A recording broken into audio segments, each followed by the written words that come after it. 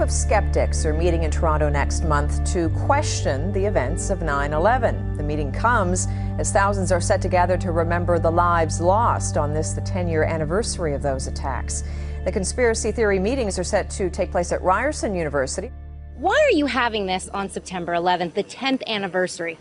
Well, I think the 10th anniversary is the appropriate occasion to sum up all the research that's been done over 10 years, which suggests that the story we've been given about 9/11 is not true. We are actually researchers, in my case, university professor for 30 years, doing my best research on this, and we're trying to determine what happened, why it happened, and who did it, those kinds of questions. And we're saying the official story is wrong. I think if you open your mind to the possibility that we're right, it's not insensitive, it's actually crucial. Why would Canadians want to build their foreign policy and their domestic policy on a lie? Anniversaries are important, and we knew that the 10th anniversary of 9/11 would be important one way or another, whether we did anything or not. And I had some fears about how it would be used. It would be used to promote myth and lie and deception. It might be used to reinvigorate the flagging war on terror. There's always Syria, there's always Iran, and so on left to go. But there's another way that it also could be used that I worried about, and that is to put the whole thing to bed, so to speak, to say this is now part of history. This is not the present anymore, this is the past. And because it's the past, it'll be in the history books and the kids will read it. That is the official narrative, the lie about 9/11. And I thought, in order to try and prevent that, we've got to have an event on the 10th anniversary which will say, this isn't over, this is just beginning. This is just beginning.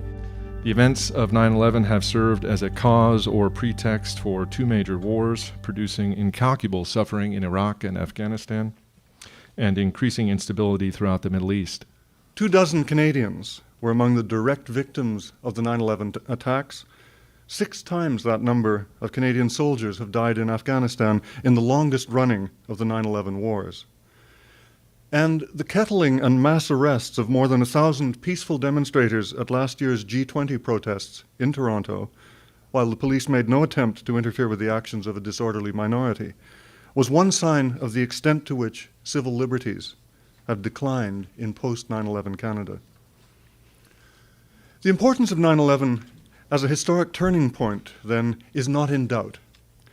But much of what happened on that day, in the period leading up to it, and in its immediate aftermath, remains in doubt, in terms most particularly of the agencies and causalities involved in that sequence of events. Our 4-day hearings, then, will thus have a quasi-judicial structure. The presentations of the expert witnesses will be evidence-based rather than speculative. The methodologies involved, whether those of the physical or the social sciences, will be rigorous, and the information that the witnesses present will receive a further critical sifting at the hands of the panelists, both in the questions they put to witnesses and also subsequently in their final report. The hearings are not a new investigation in themselves. The hearings will provide a succinct summary of the strongest evidence that a new investigation is immediately warranted and that the international community cannot abdicate this responsibility any longer. Instead of convening a traditional jury panel, we decided to gather together an international panel of prominent individuals who have agreed to do what governments and major media outlets around the world have so far refused to do: look at the evidence objectively and decide whether it deserves wider attention. In selecting panelists, we looked for 2 qualifications in an individual: someone who is 1, highly credible, and 2, open to objectively assessing the evidence. Ferdinando Imposamato is the honorary president of the Supreme Court of Italy. As a former senior investigative judge, he presided over major terrorism-related cases, including political assassination. A former senator who served on the Anti-Mafia Commission in 3 administrations, a former legal consultant to the United Nations on drug trafficking, and the author or co-author of 7 books on international terrorism, state corruption, and related matters. He is also a Grand Officer of the Order of Merit of the Republic of Italy. Herbert Jenkins a professor emeritus of psychology at McMaster University, worked in major research laboratories before coming to McMaster in 1963, an influential figure both in the psychology of learning and judgment, and also in the development of new forms of interdisciplinary curricula that have been widely imitated in other Canadian universities. He was awarded an honorary doctorate by McMaster University in 2009 in recognition of his impact in both fields. David Johnson is a professor emeritus of urban and regional planning at the University of Tennessee. A fellow of the American Institute of Certified Planners, he served on the staffs of the Boston Redevelopment Authority, the Washington National Capital Planning Commission, and the Regional Plan Association of New York. A former chair of the planning departments at Syracuse University and at Ball State University, he is also a past president of the Fulbright Association of the United States. Richard B. Lee, our fourth panelist, is a distinguished professor emeritus of anthropology at the University of Toronto, a fellow of the Royal Society of Canada, a foreign honorary member of the American Academy of Arts and Sciences, and a foreign associate of the National Academy of Sciences. He has served as president of the Canadian Anthropology Society and the Canadian Ethnology Society, and holds honorary doctorates from the University of Fairbanks, Alaska, and the University of Guelph. Over the course of 4 days, the panel will listen to evidence that has been collected over the last 10 years that contradicts the official government version of events. Each witness will present an opening statement and then answer questions posed by the panel. The panel has been given considerable latitude in the subject and nature of the questions they may ask, and we expect the witnesses to answer every question to the best of their knowledge. After the hearings have adjourned on the fourth day, the panel will reconvene over the following weeks and months and make a decision on which aspects, if any, of the evidence presented deserves further investigation by governments with subpoena and political power. The panel will then publish a final report, which I will help draft and edit, setting forth a recitation of the evidence presented and the panel's conclusions regarding the strength of the evidence and recommendations on how to proceed. Thank you for continuing on the path to seeking the truth on this 10th anniversary of 9/11 and for inviting me to speak to you. My name is Laurie Van Auken. On September 11, 2001, my husband Kenneth went to work at Cantor Fitzgerald in the North Tower of the World Trade Center. Ken was on the 105th floor of Tower 1 when American Airlines Flight 11 hit his building. Soon we would learn that there would be only a congressional investigation and only into the intelligence failures that led to 9/11. But by then we knew that every governmental agency had failed us on September 11th. NORAD, the FAA, the DOJ, in addition to the FBI, CIA, and NSA. We wanted an investigation into all of the actions and failures that had led to the deaths of our loved ones and so many others on that horrible September day. The four of us, Mindy Kleinberg, Patty Casaza, Kristen Breitweiser, and I, became the September 11th advocates. Soon, other victims' family members from other states began referring to us as the Jersey Girls. We wanted 2 years for the investigation, but got only 18 months. Initially, only $3 million was allotted, compared with $50 million allotted to investigating the Challenger explosion. We wanted subpoena power for each commissioner, but with pressure from the Bush-Cheney White House, there was an agreement made that would allow subpoena power only if the chair and vice chair, or at least 6 commissioners, voted for it. The first commission hearing was in March of 2003. Unbeknownst to us, our real work was just beginning. As watchdogs of the commission, the next 2 years of our lives were exhausting and exasperating as we battled the White House, Congress, the commission's executive director, Philip Zelikow, and at various times both with and against the 9/11 commissioners themselves on the various issues that arose. We fought along with the commissioners to get more money for the commission, to get an extension of time, to get access to important White House documents, and to get Condoleezza Rice to testify. We battled against the commissioners, trying to get them to subpoena recalcitrant witnesses and agencies, and were outraged when we learned they were using minders in interviews. We tried in vain to get them to fire their conflict-laden executive director, Philip Zelikow, and fought against allowing Bush and Cheney to testify together in a void with no transcript and no press. The 9/11 families, or at least some of us, were hoping for a real investigation with scholars and experts in the appropriate fields and evidence to back up the work. We had wanted true independence from politics. We had fought so hard to get this commission and did not want someone who clearly had huge conflicts of interest to be running the investigation. But unfortunately, that's what we got. 10 years after the 9/11 attacks, the old questions still linger and new ones have arisen. A real investigation into 9/11 has never been done. This is incredible considering the direction that we have taken as a country. The passing of the Patriot Act, entering 2 wars, and our entire foreign policy has all been based on the official account of 9/11. The proper place for the 9/11 proceedings would be a courtroom with subpoena power, rules for swearing in witnesses, and established protocols for handling questioning, cross-examination, and evidence. And ultimately, one would hope, real accountability for the actions that led to the deaths of so many. I represent 1,550 architects and engineers who are calling for a real investigation into the destruction of the 3 World Trade Center high-rises on 9/11. We are gathering together to demand a real investigation that accounts for all of this evidence, that uses the scientific method relative to its examination, that uses immunity to bring forth witnesses, and takes testimony under oath. That'll be a real investigation. We don't know who is capable of performing that yet. That's beyond our area of expertise. But we hope the Toronto hearings will aid us toward that end. Building 7, which was across the street from the main towers, also collapsed and provided us with the first example that we recognized of a building collapsing as a result of fire.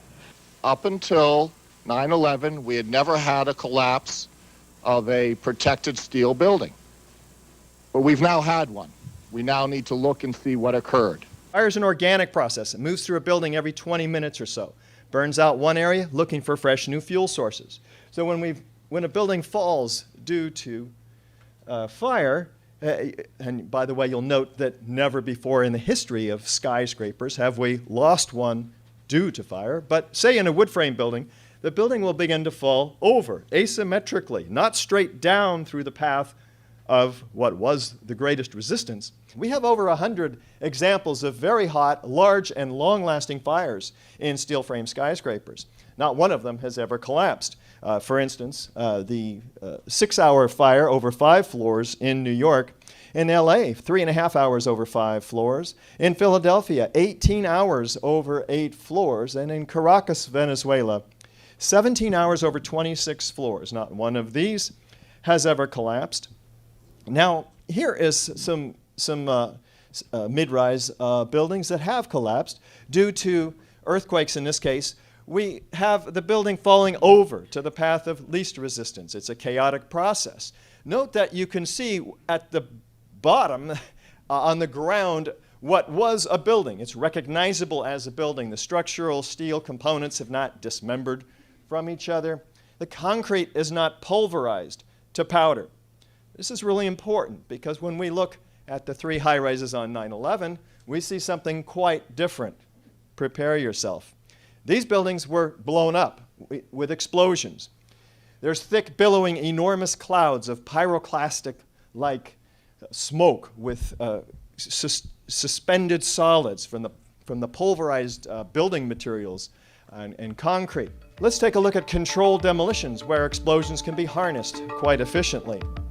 We have hundreds of examples from all across the country from which to make our comparison because this is how we use explosives to demolish high-rises. So this is what a high-rise looks like while it's being demolished with explosives. Controlled demolitions can be engineered in many different ways. Normally the purpose is to bring a structure down while avoiding damage to adjacent structures and to do so quite efficiently, economically too. Typically a tall building like these are demolished by placing thousands of cutter charges throughout the columns and beams in the building and then detonating them in a very precise order, progressing outward and upward, synchronistically timed floor by floor. Destroying the inner columns allows the weight of the building to pull the exterior inward, and destroying the building from the bottom up allows the weight of the building to be harnessed to do some of the destruction. So the result is an implosion like you see here, producing a vertical, symmetrical collapse at nearly freefall acceleration into a consolidated rubble pile that's broken up and ready for loading and shipment. Let's listen to Dan Rather narrate this as we take what may be our first look at World Trade Center 7's collapse. Now, here we're going to show you a videotape of the collapse itself. Describe that. Now we go to videotape, the collapse of this building.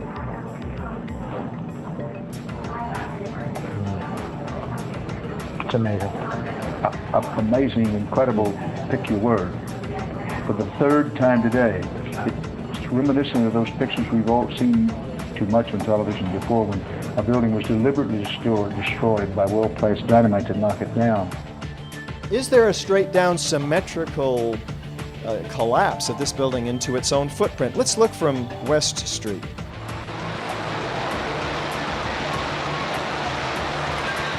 I'm not quite convinced yet, though. Let's look at side-by-side comparison here.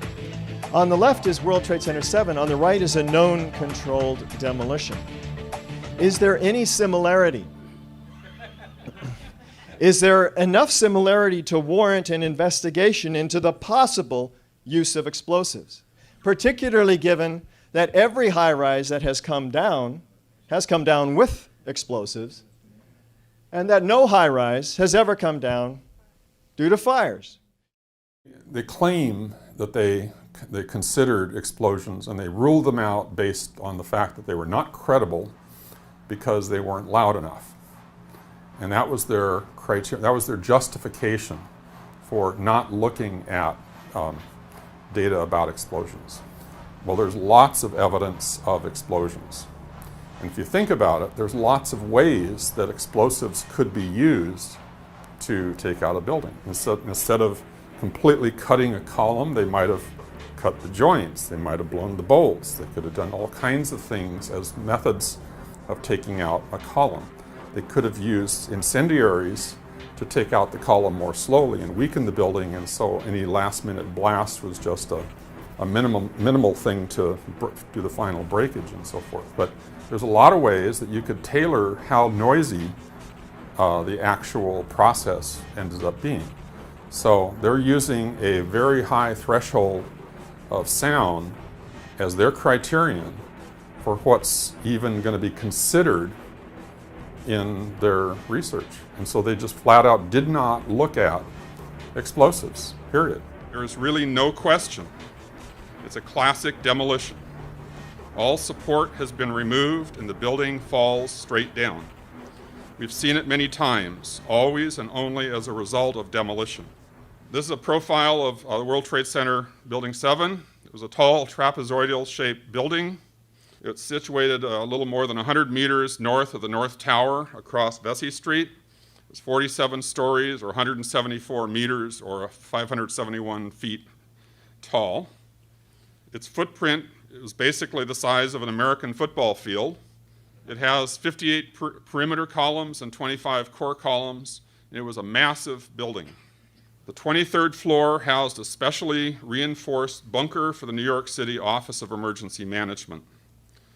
The tenants of the building in 2001 included Solomon Smith Barney, the IRS Regional Counsel, the U.S. Secret Service, the DOD, CIA, New York City Office of Emergency Management, Security Exchange Commission, and several banks and insurance companies. Needless to say, it was a very security-minded place. A student took a video of me dropping a soccer ball from a ladder. I imported the video into Tracker, then marked the position of the ball in each frame. Tracker captures the position and time data from which it can compute velocity and acceleration and graph anything versus anything else, basically. This is a graph of velocity versus time for that soccer ball as it's dropped. And notice that the slope, this basically is a linear graph when you take velocity versus time when there's a constant acceleration. So note here, the slope is nearly constant at about 9.8 meters per second squared. Notice how in the end it deviates from a straight line, because as the speed builds up, the drag increases, and so you're actually getting a little bit of a noticeable effect due to air resistance, even just from a ball dropping a few meters like that, okay? So air resistance, as subtle a force as it is detectable. This is a graph for the roofline of WTC-7. Note that for well over 2 seconds, the graph is linear, so the acceleration, similar to the soccer ball, the acceleration is constant. The slope of the linear portion of the graph is essentially equal to the acceleration of gravity within the margin of error of the measurements. In other words, for this building, even though it is falling straight down through its own supporting structure, free fall actually happened. Notice also that there's a sharp onset of free fall. The building is holding steady, then it simply lets go. In the approximately 2.5 seconds of free fall, it falls over 100 feet, the equivalent of about 8 stories. Free fall is motion under the influence of gravity alone. All resistance must be removed. Some people argue that the resistance in the case of WTC-7 was not significant because the falling mass was so great. It's true the falling mass was great, but the strength of the supporting structure was even greater. The structure was built to support 3 to 5 times the actual load. When it does eventually engage the structure, the rate of acceleration slows, then actually decelerates. And that's what you'd expect when you actually have engagement between the falling mass and the structure. As NIST is basically saying that the top part is crushing the structure, it should have been looking like that all along. The building has the strength to decelerate this falling mass. It's just that it wasn't happening. During free fall, all of the potential energy is converted into kinetic energy. But if any of the energy is used for other purposes along the way, such as crushing the concrete or deforming the steel or throwing things around, there will be less energy available to be transformed into kinetic energy because some of that energy was getting siphoned off for other purposes. In the case of WTC-7, all of the energy was transformed into kinetic energy. So therefore, the work needed to destroy the structure was not available. It had to come from some other source. The fact of free fall is literally proof of demolition. NIST desperately wanted to claim that free fall did not occur because they knew that actual free fall would be a smoking gun for demolition. So instead of a head-on comparison of the acceleration of the building to the acceleration of gravity, they focused on the completely meaningless notion of free fall time. They said that the fall of the building took longer than free fall time, and to make even this work, they had to falsify their time measurement. Here's the 5.4 second interval they measured. I put a clock on the screen. There's the fall of the building. That's 5.4 seconds. Now here it is, backward in slow motion, and see if you can tell when the clock should have started to be a fair timing of the fall.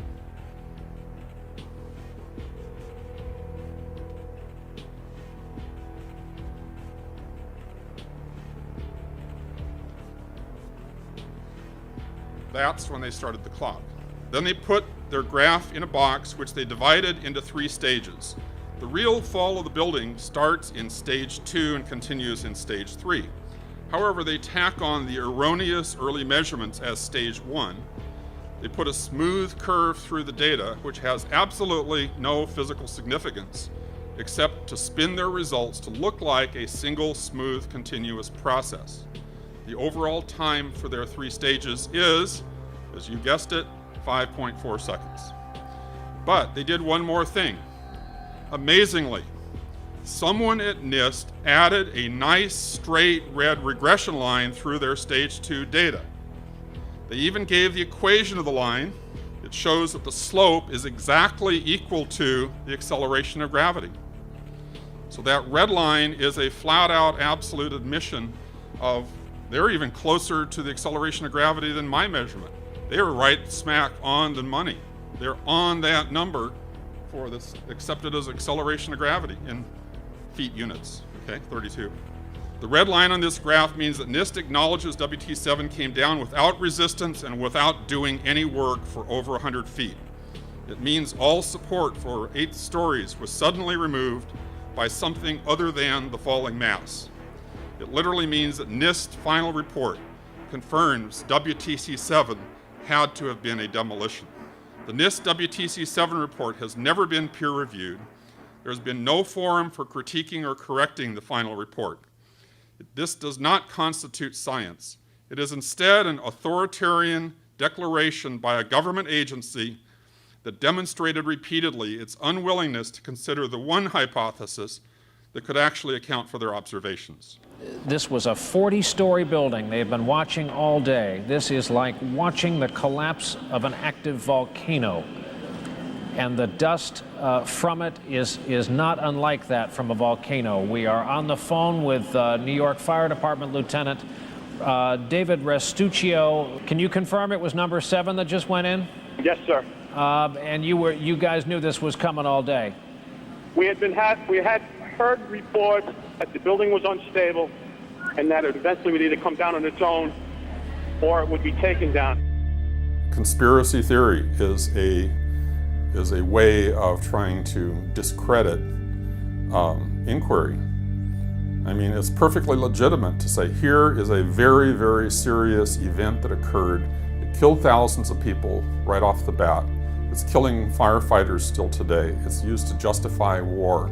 It's killed thousands of American soldiers. It's killed millions of Iraqis and Afghanis. It's literally in the millions. And to consider that investigating the roots of that is somehow not legitimate, or that you have to be somehow psychologically impaired, some sort of conspiratorial thinking. They're trying to psychologize all this to where people can dismiss people who even ask these questions. I think it's being a responsible citizen to ask questions of your government and to not just take what they say without any kind of critical thought. There's just so many anomalies, so many things that are absolutely dead wrong that are still being promoted today as a myth to the general public. And the general public, in my opinion, is buying it. They're probably just like I was. Before I look into the details, well, sure, why wouldn't you buy it? But the devil's in the details. That's where you have to look, and that's where this whole thing just comes apart at the seams. The heat of the fire would have softened both the floor trusses and the outer columns they were attached to. When the steel became weak, the trusses would have collapsed. And without the trusses to keep them rigidly in place, the columns would have bent outward and then failed. Once the trusses fail, the floors they were holding cascade down with a force too great to be withstood. The result is what's called a progressive collapse, as each floor pancakes down onto the one below. Now, what do we notice left standing? They forgot to keep going, and there's something left standing. This is a strong core, 47 columns. They weren't just freestanding spaghettis. They were all interlaced and tied together. It was, in essence, a freestanding structure. This is a collapse in New Zealand from the earthquake, unfortunately. And what do we have here? What do we see? We see pancakes. We see large chunks of floors. This was a 6 or 7 story building that came down. What did we see at ground zero? We had 110 floors. Did we see one complete floor? How about the roof? Did we see the roof? There was no load on top of the roof. We see nothing. We see cut steel, all cut up steel, but no 1 acre size floors.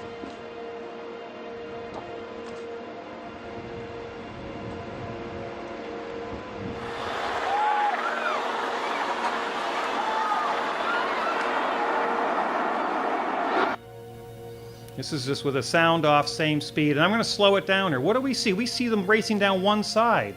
We see the corner still standing, coming down one side only. We don't see entire floors impacting. We see partial floors. What about this corner? Why is that still standing when this is rushed way ahead, dozens of floors ahead? Quite unusual. It doesn't match. It doesn't match what we were told. The one thing that really caught my attention in one of the videos was looking at when the North Tower was coming down, stuff being thrown out to the side, and it seemed like it was getting thrown way out to the side. And there was clearly heavy chunks of material being thrown very great distances. And I literally stopped the video, on the screen, on the television, and took out a ruler and stepped through a little bit of it and I looked up some distances off the internet for the width of the building and everything. And I estimated the speed of ejection horizontally of some of these chunks of stuff. And I came up with an estimate around 60 miles an hour. And that seemed so anomalous to me. I figured, no way. How do you throw, there had to be tons of stuff that they're throwing horizontally at such high speeds. And this was high in the building. I even figured out at one point that the roof line, the building as it was coming down, by the time the roof line came down to the place where that stuff was thrown out, it was not going even 60 miles an hour then.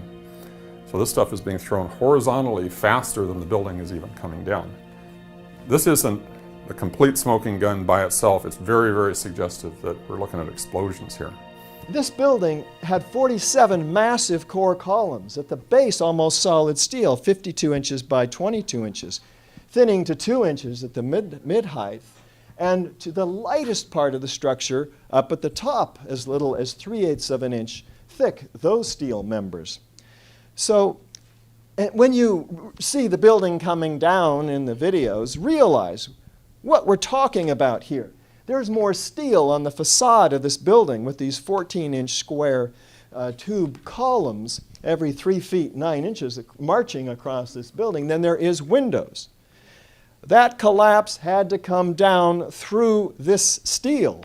Here's the North Tower. We're told this upper block drove the rest of the building down. The planes hit here. There's no movement down from here until about now. Once again, this upper block is destroying itself in what can only be described as a miniature controlled demolition, if you will, of the top 15 stories.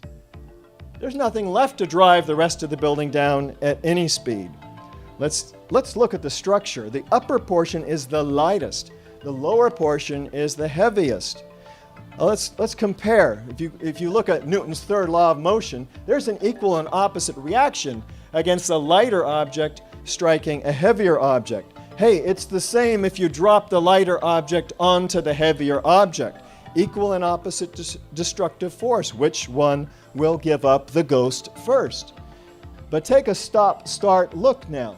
Stop, bands of explosions wrapping all the way around the building like the first responders described. That upper portion is destroyed first. Let's take a look from below.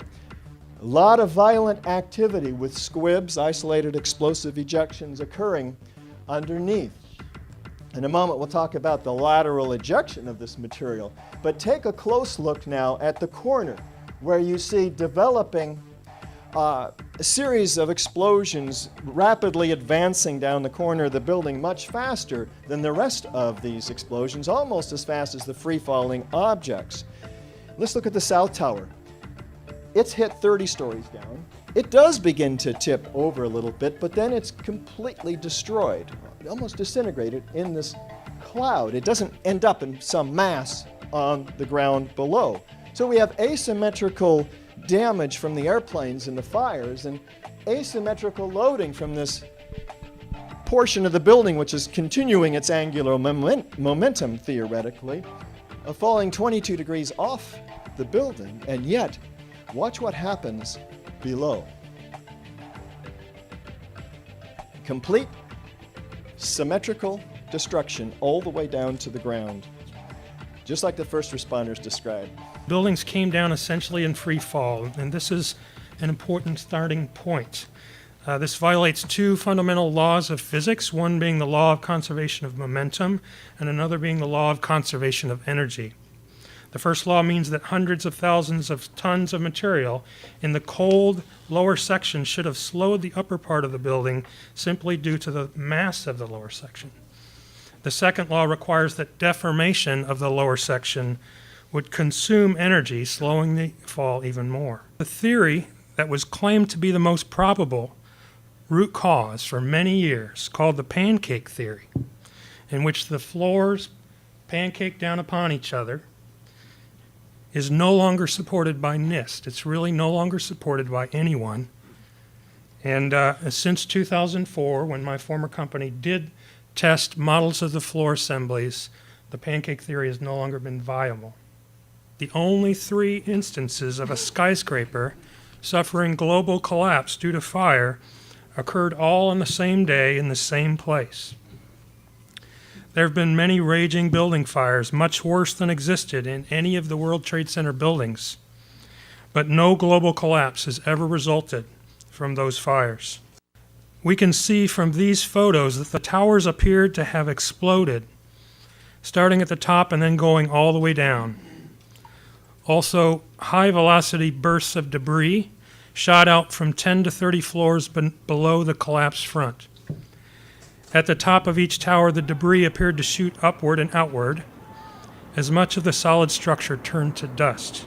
Some large steel column assemblies were shot outward for hundreds of feet. Is this what it looks like when a building is softened or weakened from fire? NIST made the point that in no instance did they report that steel in the World Trade Center towers melted due to the fires. The melting point of steel is about 1,500 degrees Celsius. Normal building fires and hydrocarbon fires generate temperatures much lower than that. NIST reported maximum upper layer air temperatures, that's air temperatures, of only about 1,000 degrees Celsius. In other words, diffuse hydrocarbon fires, such as these, cannot produce temperatures high enough to melt steel. Unfortunately, many prominent media and political figures have suggested that very thing and continue to do so. The fire resistance of tall buildings like those at the World Trade Center is ensured through testing of samples prior to construction. My former employer, Underwriters Laboratories, tested and certified the fireproofing used in the World Trade Center towers, as seen in this quote from the company that manufactured the fireproofing. UL tested the steel components used in the World Trade Center towers to meet the 1968 New York City Fire Code.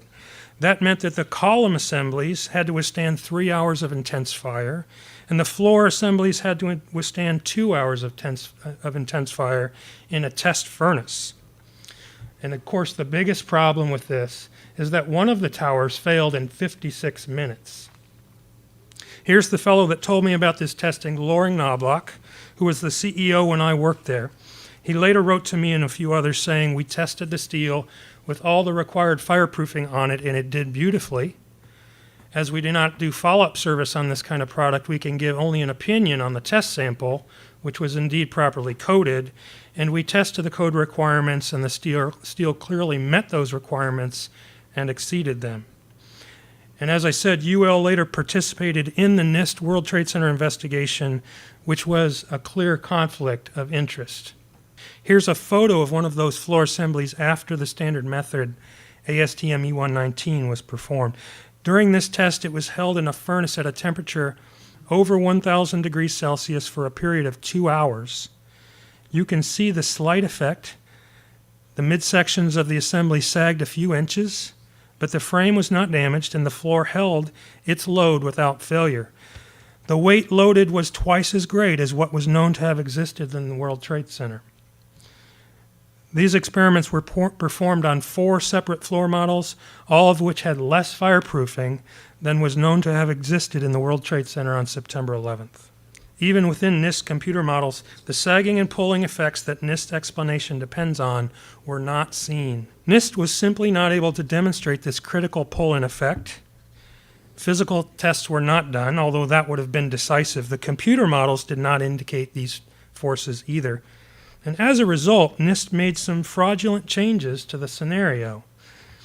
All the fireproofing was stripped off a large section of the computer-modeled building, and exaggerated temperatures were applied for twice as long as NIST had said occurred in the failure zones. That is, they applied exaggerated temperatures for 90 minutes instead of 45 minutes. But even then, the pull-in forces were not created in the computer. So NIST did something completely paradoxical. It disconnected the floors before applying an imaginary pull-in force. This is the opposite of science. This is not anywhere near science. No physical test done.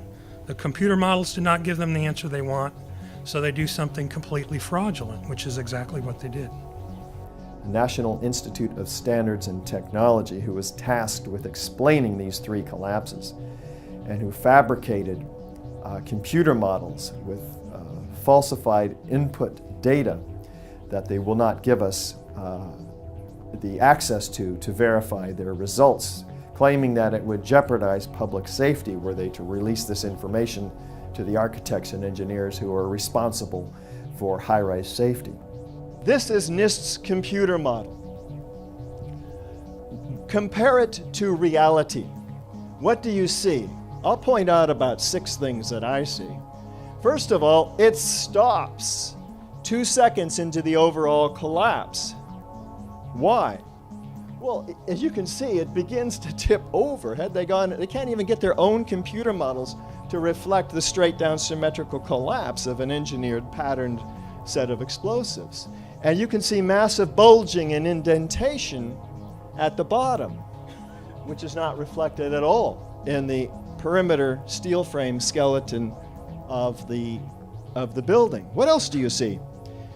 We have a massive set of failures of connections of structural steel framing that amounts to a rate of about 400 per second failing, beginning here, and look, almost instantly all the way up the building. Structural engineers will tell you that an isolated failure in a structural steel system cannot cause an instantaneous set of failures vertically throughout the building. And then NIST claims, well, then that travels laterally, but they don't even show us that. But forget that. Just the fact that we have massive failures in the structural system throughout the height of this building in the first few seconds before the overall collapse, wouldn't you expect to be seeing that reflected all the way up to the top? If we don't take out all 24 core columns and all of the 50 or so perimeter columns at once, virtually simultaneously, what's going to happen? That building is going to fall to the path of least resistance. Asymmetrically, it'll fall over. They're saying that fire-induced thermal expansion of the floor system surrounding column 79 led to the collapse of floor 13, which triggered a cascade of floor failures. In this case, the floor beams on the east side of the building expanded enough so that they pushed a girder spanning between 2 columns, and this caused the girder to walk off its seat. The most recent explanation for both the towers and World Trade Center 7 is false, but there's also a good amount of evidence now that points towards the explosive demolition of all 3 buildings, including the finding of incendiary and explosive materials in the World Trade Center dust. Now, one of the things that was found in the dust is that there were small iron microspheres found in the dust. These are very small spheres and they're round. And the reason they're round is, the only way they could have gotten round is if they were molten at one time. And they have a lot of iron in it. So it's another evidence that we had temperatures high enough to melt steel or iron. Of course, and we also saw molten metal flowing from Tower 2. There it is pouring down there. So there's evidence of high temperatures. This is about 7 minutes before the collapse of Tower 2. All of a sudden it starts pouring out. What is this stuff? Can thermitic material cut or melt steel? First of all, what is thermate or thermite or thermitic material? I had never heard of thermite before 3 years ago, ever. Thermite is a mixture of iron oxide and aluminum.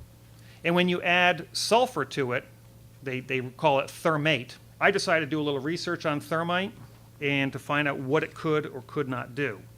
I could not obtain nanothermite, so I made small quantities of old-fashioned thermate, which is not considered an explosive, with ingredients that are legal and readily available. Thermate is difficult to ignite. An ordinary fuse is not hot enough. But a magnesium strip, which burns white hot, will ignite the thermate giving off heat and white smoke. In addition to giving off heat and white smoke, thermate produces lots of small spheres of iron.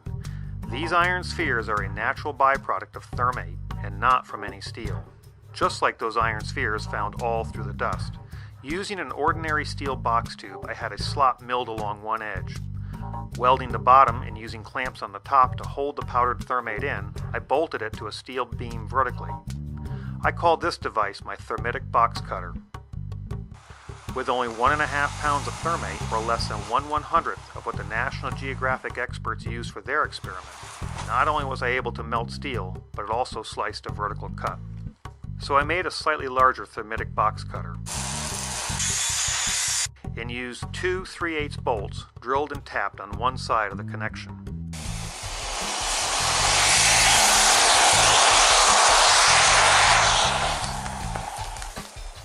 It only took a slight twist to break it completely off. I noticed as the thermate burned, it tended to lose its cutting power, perhaps because it could expand into the area where the box cutter previously burned. So I built a piston-driven box cutter using a compressed car hatch piston. I added sheets of tungsten to minimize the burnout and allow the piston to slide better. I then bolted my contraption to the flange of the column and ignited the white-hot magnesium.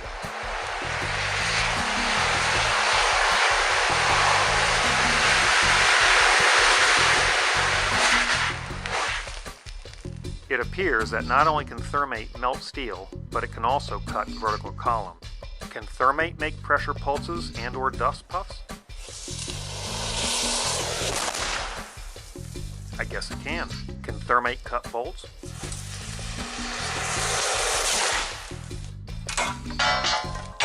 I guess it can. Can thermate be configured to cut just the bolt head?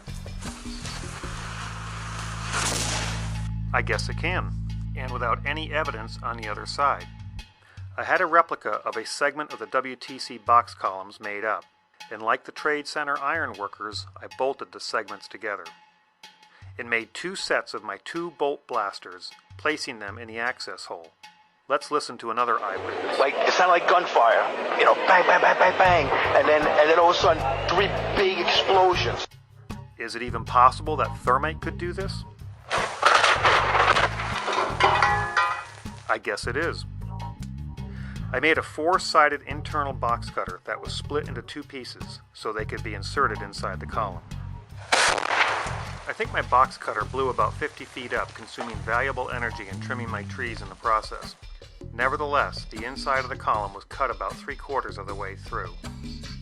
NIST failed to address the actual collapse dynamics of the World Trade Center towers, and in doing so, they ignored a great deal of the most important evidence related to the fall of the towers. That includes the sudden onset of collapse, the near free fall acceleration from both of the towers, evidence of explosions and high bursts of debris coming off of the perimeter walls, and a lot of the other evidence of molten metal in the rubble piles and the high temperatures, which I'll speak about today. NIST reported gas temperatures as high as 1,000 degrees Celsius within its report on the World Trade Center destruction. It's important to note that these are gas temperatures, not the temperatures of solid materials. But one problem with the maximum temperature cited by officials is that there are many eyewitnesses who claim that metal had been melted at the World Trade Center, and we know that could not have resulted from these temperatures. Here are just a few of the eyewitness statements that were made. The first one is from a man who worked for John Skilling, the design engineer of the World Trade Center towers. He said, "As of 21 days after the attack, the fires were still burning and molten steel was still running." A chaplain at Ground Zero said, "I talked to many contractors, and they said they actually saw molten metal trapped. Beams had just totally been melted because of the heat." Dr. Keith Eaton of the Institute of Structural Engineers said, "I was shown slides of molten metal which was still red hot weeks after the event."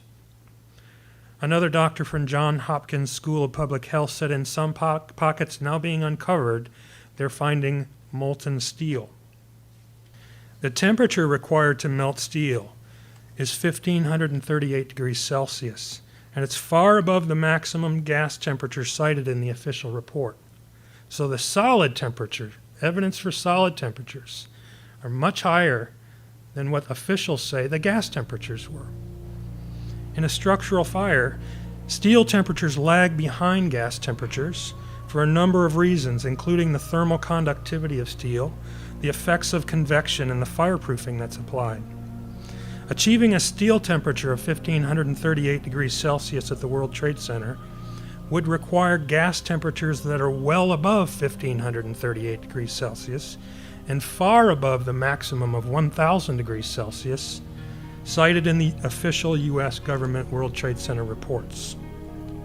I've seen evidence of the previously molten metal myself in the form of metallic microspheres that I've found in nearly all the nearly dozen World Trade Center dust samples that I've examined. Here are photomicrographs that I took of the first examples that I received in 2007. On the left here you can see what the content of a typical World Trade Center dust sample looks like under a microscope. These photos are at 100x. On the right are photomicrographs of particles that were extracted with a magnet from the bulk of the same World Trade Center dust sample. At the top of that, you can see the many metallic-looking microspheres and other droplet-shaped metallic particles. Below that are examples of red chip-like materials and other metal-looking objects. The spheres indicate not only that the iron or silicate was molten at one point, but that due to the small size of the spheres, a violent disturbance of some kind would have been necessary to shatter the molten metal into the small sizes seen. Various explosive or incendiary processes are likely explanations. The result was that the spheres we found were very high in iron and low in other elements. This agreed with the findings of the R.J. Lee group. You can see the trace in the lower section on the left from R.J. Lee and how it matches with the trace on the right from our team. The temperatures required to explain this evidence, listed here, cannot be explained by the temperatures given in the official reports on the World Trade Center. To provide even more corroboration for these findings, we need only look to the official U.S. government report that preceded the current one published by NIST. And slices right down through that plate, all the way down here. It's tough to see, but it's all concave where it's pushed in. Keep in mind that this thing should be able to survive that sort of outward force. I think the only way I'm going to find anything in this pile is with a magnet. The first report was from FEMA, the Federal Emergency Management Administration. Appendix C of their report provided strong evidence of extremely high temperatures at the World Trade Center in the form of highly corroded and eroded steel samples saved from the buildings after they were destroyed. FEMA described samples of steel that had been thinned to razor sharpness. In some cases, there were inexplicable holes in the steel. The fire engineering professors who found the samples could not come up with an explanation for it. They also could not explain the sulfidation of the steel. That is, steel had been chemically changed at the microstructural level in ways that indicated a chemical eutectic mixture had been achieved between sulfur, iron, and oxygen, causing steel to melt. You'd get down below and you'd see molten steel running down the channel rails, like you're in a foundry. Yeah, like lava. Like it was lava from a volcano. This is like watching the collapse of an active volcano, and the dust from it is not unlike that from a volcano. Surface temperatures in the debris piles were found to be as high as 750 degrees Celsius a week after 9/11. As you've heard already today, there's an explanation for all this officially unexplained evidence. This explanation is that the thermite reaction was present and occurring at the World Trade Center on 9/11 and afterward in the pile at the World Trade Center site. The thermite reaction is an extremely exothermic chemical reaction between aluminum powder and a metal oxide. The metal oxide is typically iron oxide, which you can see here on the left with the reddish color.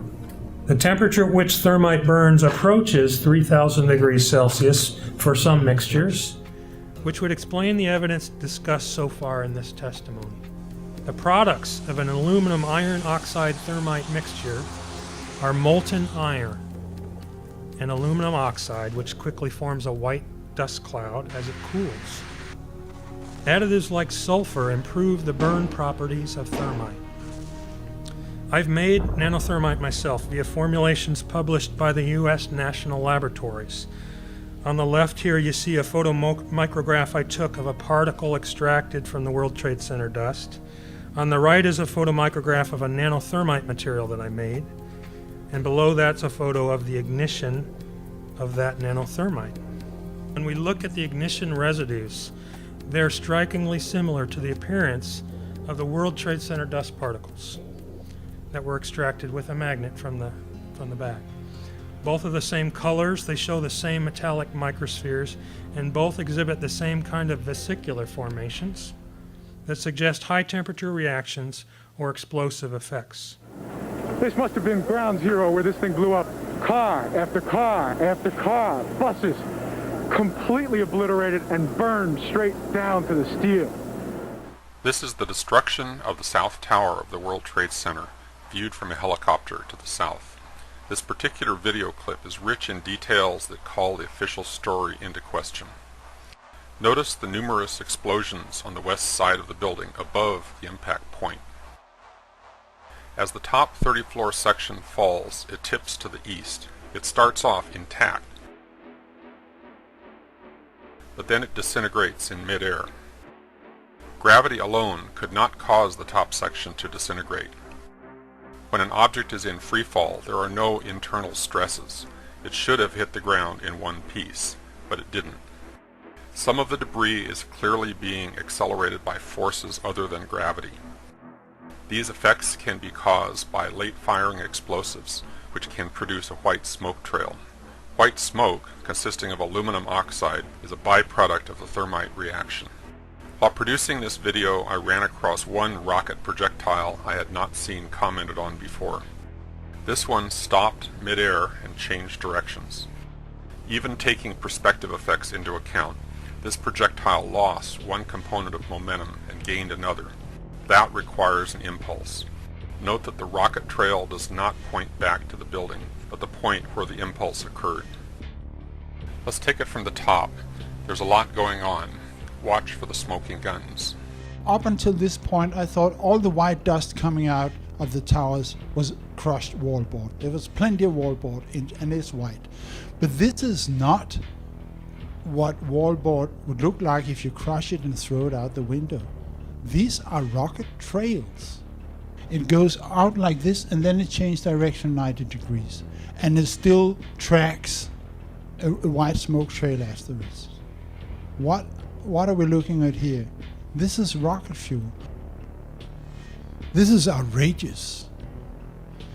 And when I saw this first time, I said, that could be our red grade chips. I was asked to join this team of scientists investigating these red grade chips, and the work eventually ended up in a publication on April 3rd of 2009. The paper is based on 4 samples.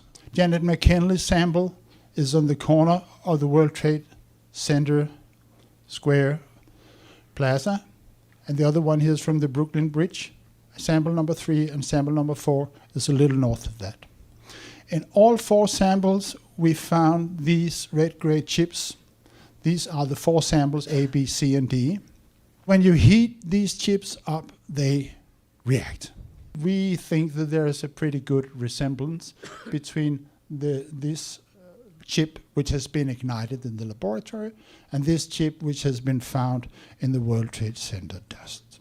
Incendiaries, which act by means of heat, they must by necessity be thermitic. And this is what we observed: molten iron in the rubble, molten iron coming out of the South Tower, and these iron spheres being formed, unambiguously indicating that thermite must have been there one way or the other. 60 to 70,000 of people were exposed to the dust for an extended period of time.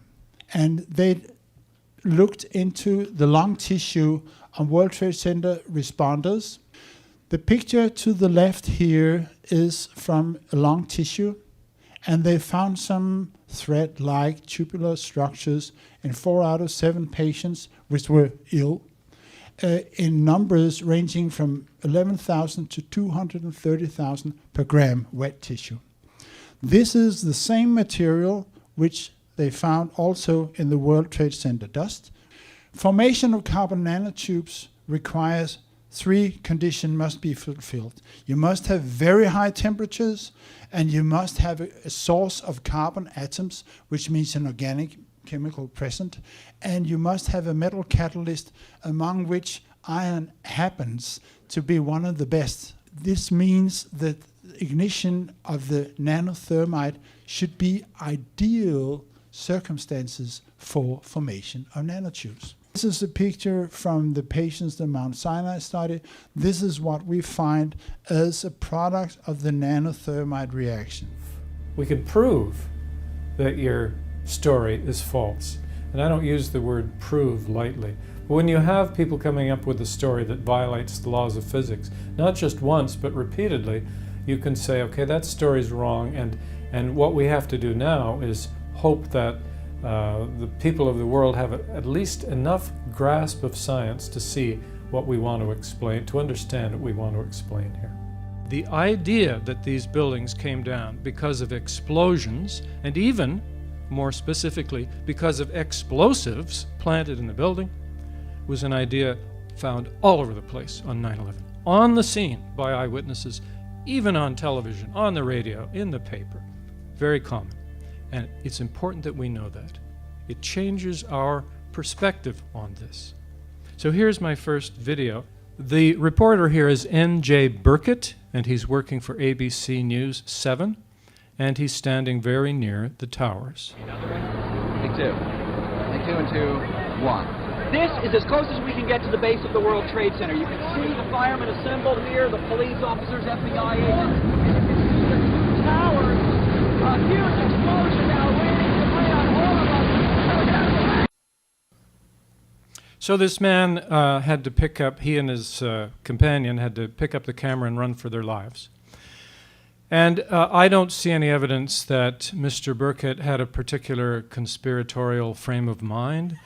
And he certainly didn't come around after the event. This is his spontaneous judgment, standing in a place of great danger. He says, before the material even hits the ground, a huge explosion now, raining debris on all of us. We better get out of the way. And he runs. And just so you know, he also had to run for his life when the North Tower came down a little bit later. And he described that as a blast. So here we have some people who are off screen in, I assume, their apartment or condo in New York City, watching and filming, in this case, the North Tower in the distance, and we can hear them talking in the background. And it's particularly the man who talks here that I want you to listen to. I assume it's Matthew Shapoff. I had my shoes on and I was about to go out the door. I would have been walking around when this happened. Oh my God! That was a bomb that did that. Oh God, look at that! That was a fucking bomb that did that. There's no goddamn way that could have happened. Again, this gentleman didn't come along after the scene. He made his judgment as the North Tower came down, and he made it just as the debris was beginning to hit the ground. That was a bomb that did that, he said. Now, by the way, I just want to remind you what I'm trying to prove here. I'm not using Shapoff's evidence to argue that controlled demolition took place. I'm not even at that stage of the talk yet. I'm simply making a historic point about history, that there were people on that day who made the spontaneous judgment that these buildings exploded. You want to call your mother or something? We just heard one more explosion. That's about the fourth one we've heard. The two buildings then exploded. They were leveled. But there was another explosion on the far side of one of the buildings from where we're standing. The reverberation and another explosion on the right-hand side. There seemed to be another explosion, and also on the right-hand side. There was also another explosion. We're not sure if that was extra reverberation from what happened at the World Trade Center, or if that was an added explosion. All of a sudden, there was a roll, an explosion, and we could see coming at us a ball of flame stories high. It was blown up. The World Financial Center was blown up. It was an explosion. We was in the lobby, and the third explosion, the whole lobby collapsed on us. Is that a secondary explosion? Yes, it was. That was Yeah, definitely a secondary explosion. Because we was inside waiting to go upstairs, and on the way upstairs, the whole fucking plane blew. It was like 3 explosions after that. We came in after the fire. We came when the fire was going on already. We was in the staging area inside the building, waiting to go upstairs. Then it exploded. Then the whole lobby collapsed on the lobby inside. We watched the first explosion. people don't understand. There may be more. Any one of these fucking buildings can blow up. This ain't done yet. You're in the building trying to help people, and it's exploding on you inside the building. So I don't think it could get any worse than this. We were in the lobby gathering to go up and start doing a search on the upper floors. As we were getting our gear on and making our way to the stairway, there was a heavy-duty explosion. Yeah, that did look like there was an explosion as it went down. It went up. There was an explosion. We were on the support floor, which is a basement. Guy came in running. All his skin was out of his body.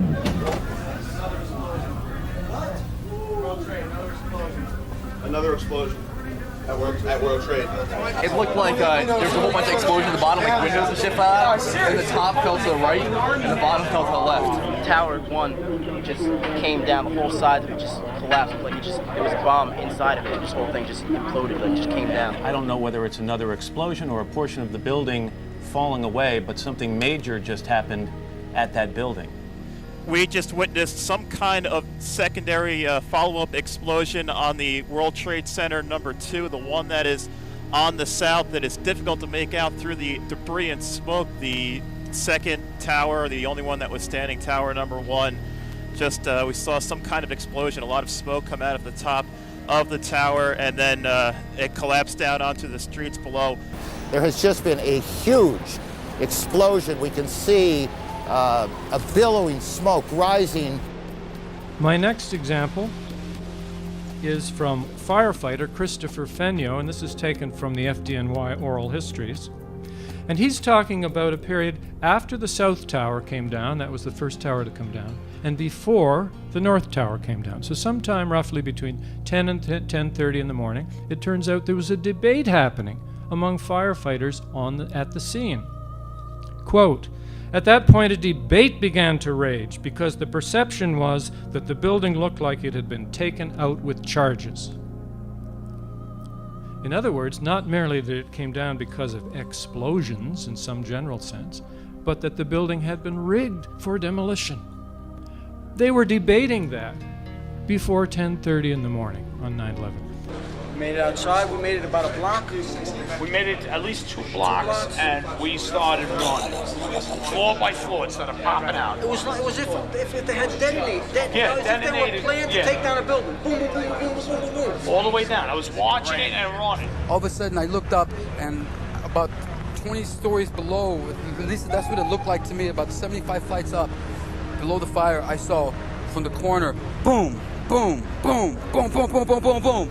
Just like 20 straight hits, just went down, and then I just saw the whole building just went, and as the bombs were going, people just started running, and I sat there and watched a few of them explode, and then I just turned around, and I just started running for my life, because at that point, the World Trade Center was coming right down, right above us. This is very good eyewitness testimony.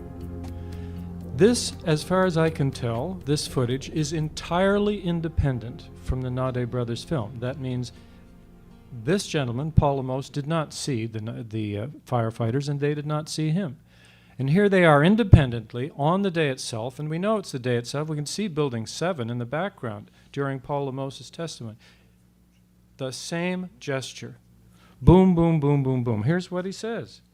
And by the way, this man doesn't guard himself. The firefighters don't go so far as to say they were explosions. They just say they looked like them. He doesn't guard himself. All of a sudden, I looked up, and about 20 stories below the fire, I saw from the corner, he's talking about the North Tower, the same building that the 2 firefighters were talking about. I saw from the corner, boom, boom, boom, boom, boom, boom, boom, boom, boom, just like 20 straight hits, just went down. And then I just saw the whole building just went, phew. And as the bombs were going, people just started running. And I sat there and watched a few of them explode.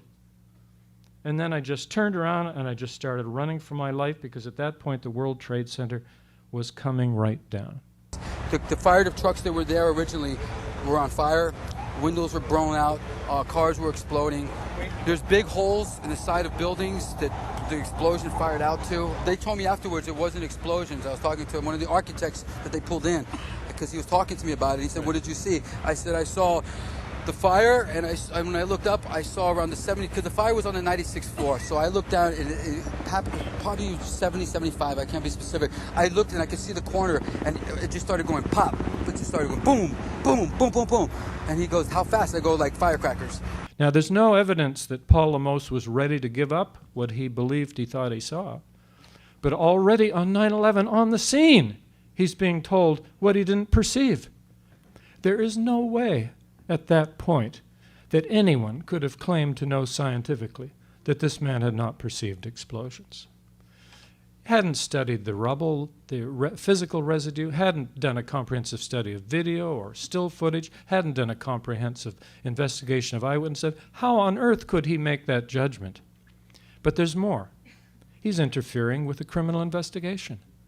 I don't care whether you look at this as a homicide investigation or a fire investigation or a bombing investigation. In all three cases, it's clear that eyewitness testimony is important and that you go to the scene and you gather it. You don't tell eyewitnesses what they did and didn't perceive. This eyewitness evidence has been ignored or suppressed by the 9/11 Commission and the National Institute of Standards and Technology. And I can be fairly brief here, because if we ask how many references there are to eyewitness statements about explosions in the towers in the 585 pages of the 9/11 Commission, we find that there is one sentence fragment. They are discussing firefighters who were in the North Tower when the South Tower came down, and this is what they say. Those firefighters not standing near windows facing south had no way of knowing that the South Tower had collapsed. Many surmised that a bomb had exploded. That's it, in 585 pages. This implies that eyewitnesses who thought there were explosions were in the North Tower at the time the South Tower came down. In fact, most of them weren't. It also implies that they made a mistake.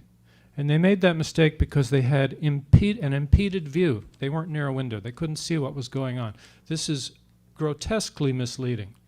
Many eyewitnesses were looking directly at the towers. And I've already showed you examples. So whether it's deliberate or not, this is an extremely inadequate and misleading way of dealing with this important testimony. If we ask about the National Institute of Standards and Technology now, which was given the specific job of figuring out why these buildings collapsed, how many references are there to eyewitnesses to explosions in the towers in the 295 pages of the final report? 0. Not one.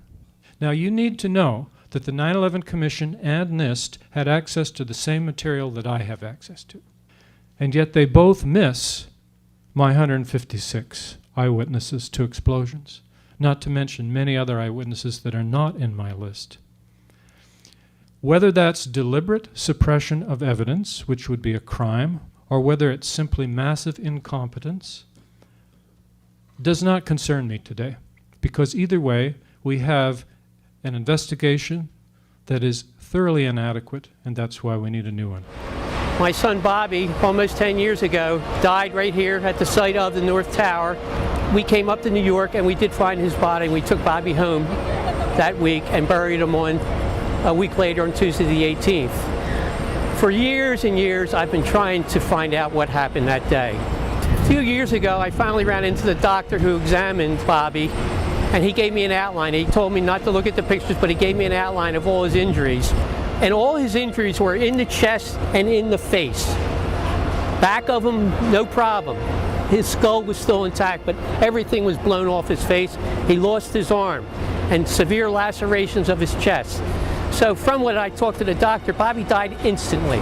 The bottom elevator, the glass, just flames exploded out the front of the World Trade Center. Glass flew everywhere. What happened was I was down in the basement. All of a sudden we heard a loud bang. And the elevator doors blew open. Some guy was burnt up. So I dragged him out. His skin was all hanging off. So I dragged him out and I pulled him out of the parking lot. This was what was left on it. Pulled him out. When I pulled him out, I looked up and the second bomb blew off.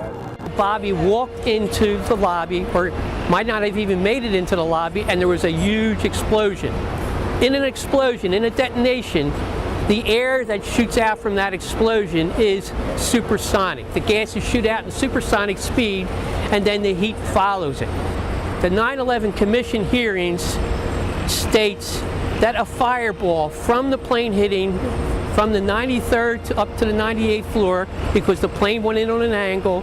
The idea, again, the commission saying that only a fireball created this damage. The fireball supposedly that came down does not have that energy. Remember, every window in the North Tower was blown out. You have an area of 208 feet by 208 feet. It's impossible that a fireball created that damage. So therefore, my thing with Bobby was that he was walking into the towers. There was a huge explosion. It killed him instantly, hit him in the face, hit him in the chest, obviously took off his arm, and that's how he died. And remember, the 9/11 Commission report refused to acknowledge the testimony they got from firemen, from policemen, from the EMS workers of these explosions that were taking place in the sub-basement. And both the 9/11 Commission report and NIST lied about that. The FBI's official 9/11 investigation codename is Pent Bomb. Interestingly, the Pent Bomb codename and the translation of the BOM in the codename for the word bombing was just the other day confirmed again by still FBI Director Robert Mueller in Time magazine just this May 9th. The FBI's SIOC Strategic Operations Center filled to capacity on 9/11 and remained that way through Pent Bomb, the FBI's cryptonym for Pentagon, Twin Towers, and bombing. Now that's very fascinating because the official story, of course, in the 9/11 Commission report and all the media that follows their lead is that bombs really weren't involved at the World Trade Centers or the Pentagon. But the Pentagon, I now know from interviewing eyewitnesses, expected a terrorist attack on the building that morning, but with explosives of some kind. Bomb-sniffing dog teams were at the Pentagon Metro stop at least as early as 7:30 a.m. I've personally interviewed a Fort Monmouth TDY auditor named Michael Nielsen, as well as the very famous Army area survivor April Gallup, for 2 hours with under oath testimony on videotape. And they both stated that there were bomb-sniffing dog teams in the Metro stop. So the Pentagon expected some kind of an attack, apparently with explosives that the dog teams were sniffing for that moment. I was walking on the Pentagon's innermost corridor across the courtyard when the incident happened. I heard two loud booms, one large, one smaller, and the shockwave threw me against the wall. This is one of many photographs that were originally from the Department of Defense that are available on the web.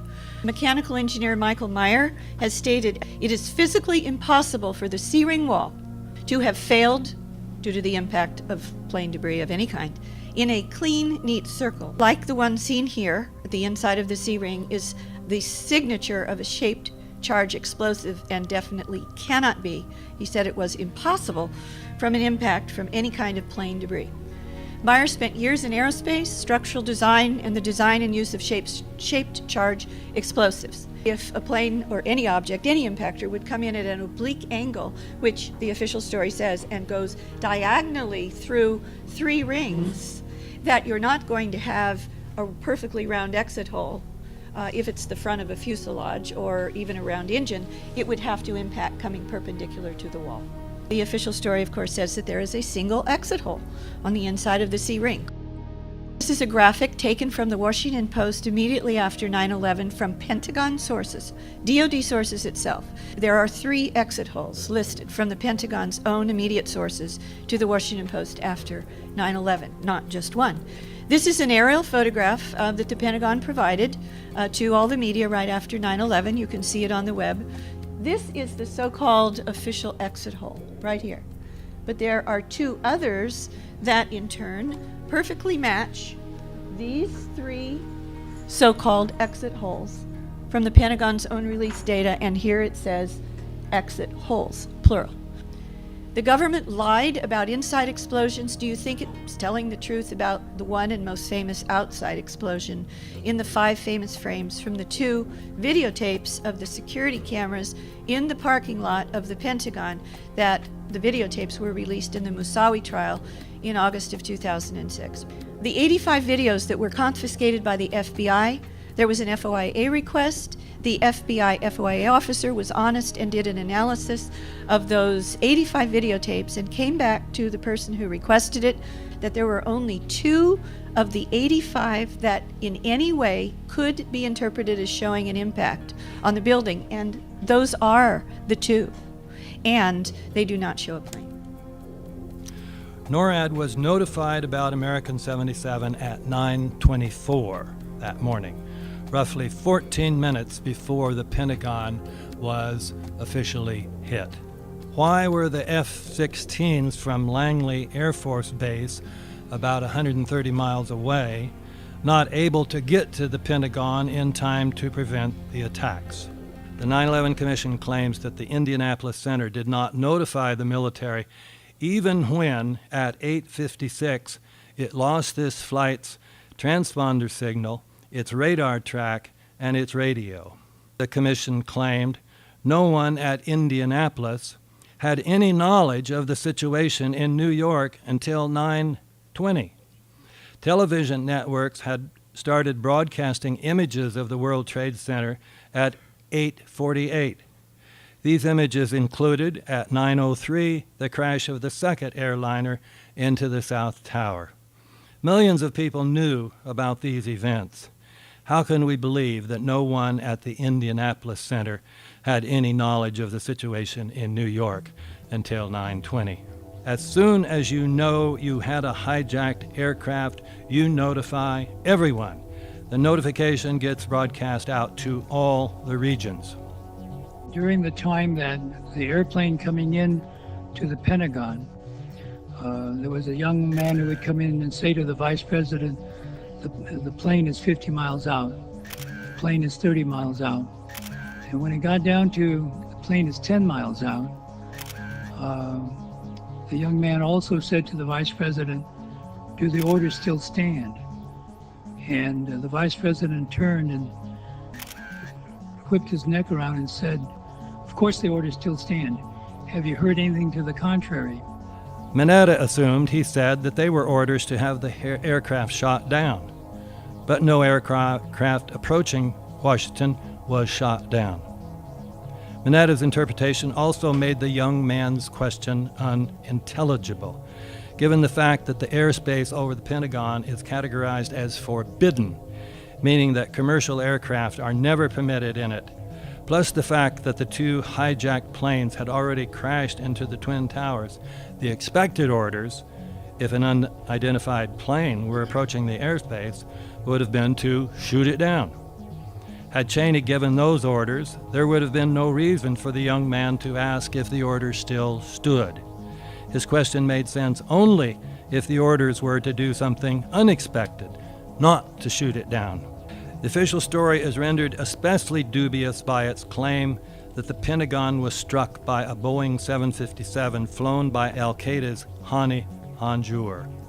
As the title of a New York Times story revealed in 2002, Hanjour, who had been taking lessons in a single-engine plane, was known as a trainee noted for incompetence, about whom an instructor said he could not fly at all. And yet on September 11, 2001, before Hanjour had been declared by authorities to have been the pilot of the plane that hit the Pentagon, a Washington Post story said, just as the plane seemed to be on a suicide mission into the White House, the unidentified pilot executed a pivot so tight that it reminded observers of a fighter jet maneuver. Aviation sources said the plane was flown with extraordinary skill. A Post story the following year stated, aviation experts concluded that the final maneuver, American Flight 77, was the work of a great talent. I have 6,000 miles of flight time in Boeing 757s and 767s, and I could not have flown it the way the path was described. If the maneuver could not have been executed by a 757, by one of America's top pilots, it could not have been executed by one of the alleged hijackers. Turning now to United Flight 93. In 2003, NORAD officials told the 9/11 Commission that the FAA reported a possible hijack of United Flight 93 at 9:16. But the 9/11 Commission in 2004 called this incorrect, saying instead, by 10:03, when United 93 crashed in Pennsylvania, there had been no mention to the military of its hijacking. Besides being unbelievable, the 9/11 Commission's claim was contradicted by many prior reports. In his 2004 book, Richard Clark said that during his White House video conference, FAA Administrator Jane Garvey reported that at about 9:35, a number of potential hijacks, which included United 93 over Pennsylvania, had occurred. This conversation occurred while both Donald Rumsfeld and General Richard Myers had been listening. Brigadier General Montague Winfield, who had taken a leadership position in the Pentagon's National Military Command Center, recalled, "We received the report from the FAA that Flight 93 had turned off its transponder, had turned, and was now heading towards Washington, D.C. General Larry Arnold, the commander of NORAD's U.S. Continental Region, indicated in a January 2002 interview that the military learned about United 93's troubles between the crash into the second tower and the attack on the Pentagon. By this time, he said, we were watching United 93 wander around Ohio. He also said that at 9:24, our focus was on United 93, which was being pointed out to us very aggressively, I might add, by the FAA. This report by Arnold, who was involved in the events, differed radically from what the 9/11 Commission claimed, that the FAA never contacted the military about United 93. I've seen the pictures. It looks like there's nothing there except for a hole in the ground. Basically, that's right. The only thing you could see from where we were was a big gouge in the earth and some broken trees. We could see some people walking around in the area, but from where we could see, there wasn't much left. Any large pieces of debris at all? No, there was nothing that you could distinguish that a plane had crashed there. That's really all you see is a large crater in the ground and just tiny, tiny bits of debris. There's been at least one report that the investigators out there, and there are hundreds of them, as I said tonight, have found nothing larger than a phone book. The falsity of the official story about 93 is further suggested by descriptions of the alleged crash site. One television reporter said, "There was just a big hole in the ground. All I saw was a crater filled with small, charred plane parts. Nothing that would even tell you that it was the plane. There were no suitcases, no recognizable plane parts, no body parts." A newspaper photographer said, "I didn't think I was in the right place. I was looking for something that said tall, tail, wing, plane, metal. There was nothing." Debris instead was found many miles away, and much of it was debris that could not have blown there. John Flegel, an employee at Indian Lake Marina, reported that the debris that washed ashore included pieces of seats, small chunks of melted plastic, and checks. Newspapers reported that debris was found in New Baltimore, which was beyond a mountain ridge more than 8 miles from the alleged crash site. Also, although Flight 93 reportedly was carrying more than 37,000 gallons of fuel when it crashed, tests of soil and groundwater at the official crash site found no evidence of contamination. Vice President Cheney's performance on the morning of 9/11, the fact that he gave two different accounts of when he got to the PEOC, the bunker under the White House, one of them has to be false, so that he gave, whether or not he gave a true account, we know he gave a false one. Cheney and Rumsfeld were planning for the suspension of the U.S. Constitution when neither of them were in the government at all. And that is a sign, I think, of something gone very strange in this country. So that's, to me, the key area what's called continuity of government, or COG. Now, the 9/11 Commission report concedes that COG was implemented that day. There are focal points where we know that we need information that is still being withheld. So step one is to get the information out. And that's the whole battle will be won or lost there. If we win the battle to get stuff released, then I think the rest will be, it'll become clear what needs to be done after that. There was a systematic CIA pattern of withholding important information from the FBI, even when the FBI would normally be entitled to it. This pattern is a major component of the 9/11 story, because the behavior of these two eventual hijackers was so unprofessional that, without this CIA protection from the Alex Station Group, they would almost certainly have been detected and detained or deported long before they boarded Flight 77 in Washington. And so, I may add, would have been the other hijackers with whom they had been in contact. A very relevant example is the first World Trade Center bombing of 1993. Relevant because Khalid Sheikh Mohammed, the alleged mastermind of 9/11, was one of the 1993 plotters as well. The FBI had an informant, Ahmad Salem, among the plotters, and Salem later claimed, with supporting evidence from actual tapes of his FBI debriefings, that the FBI deliberately chose not to shut down the plot. We was start already building the bomb, which is went off in the World Trade Center. It was built by supervision from the Bureau and the GA, and we was all informed about it, and we know that the bomb start to be built. By who? By your confidential informant. What a wonderful, great case.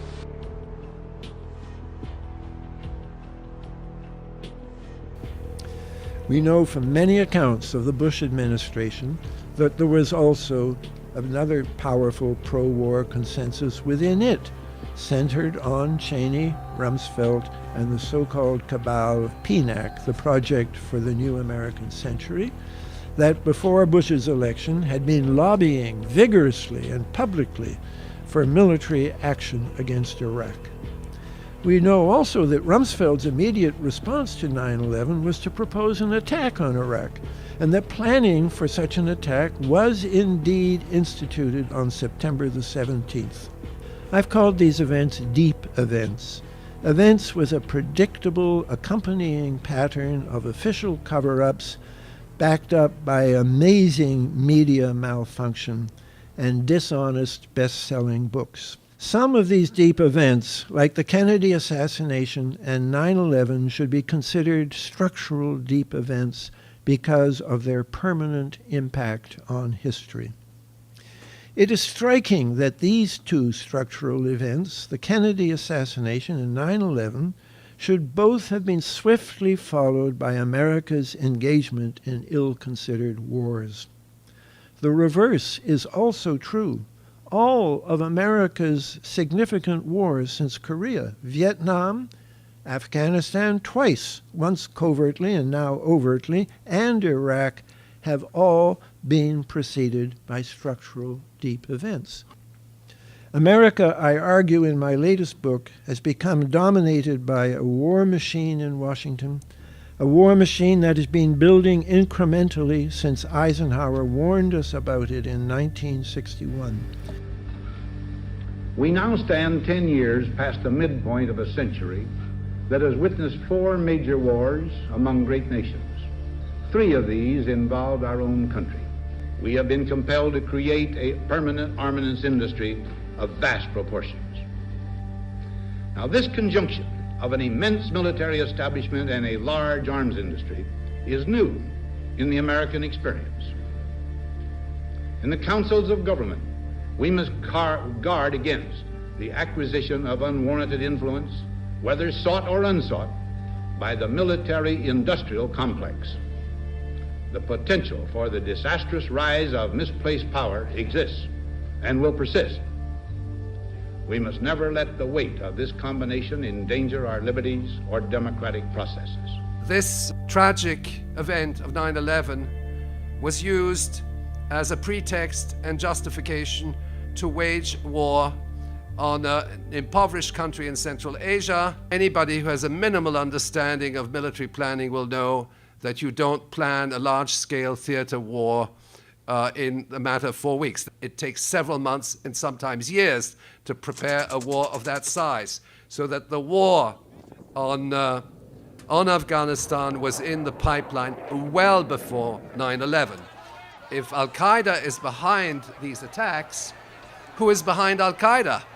And I knew from the research I'd conducted on Yugoslavia in particular, but going back to the Soviet-Afghan war, that Al-Qaeda was an intelligence asset of the CIA, and this was amply recognized in numerous documents.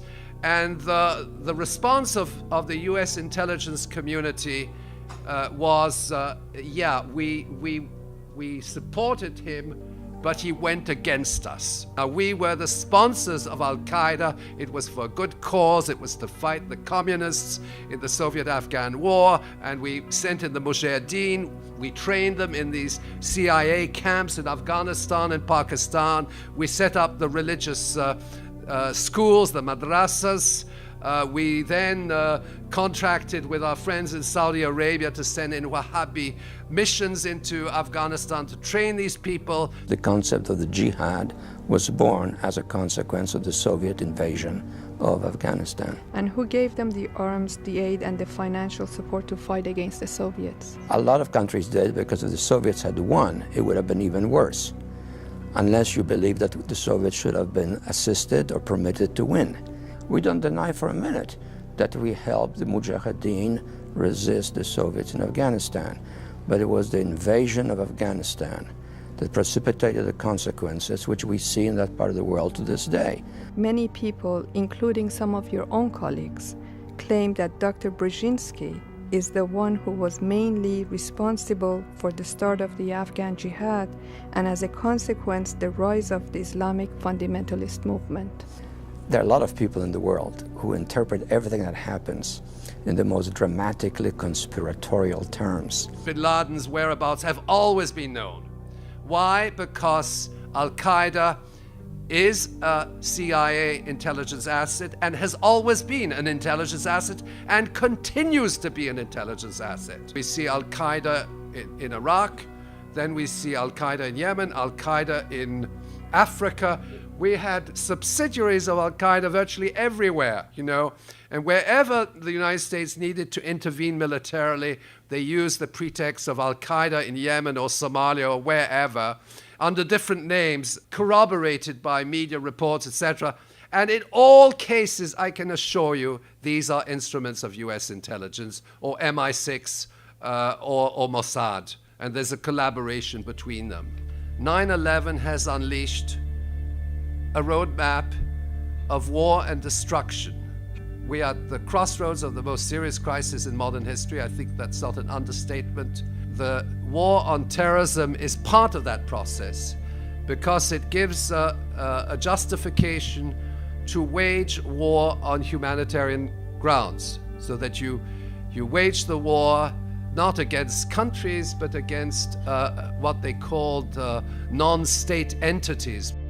All this has permeated the consciousness of millions of people. It's created an atmosphere of fear and intimidation, which was then coupled with the coded alert, the color-coded alerts, and Homeland Security, and so on.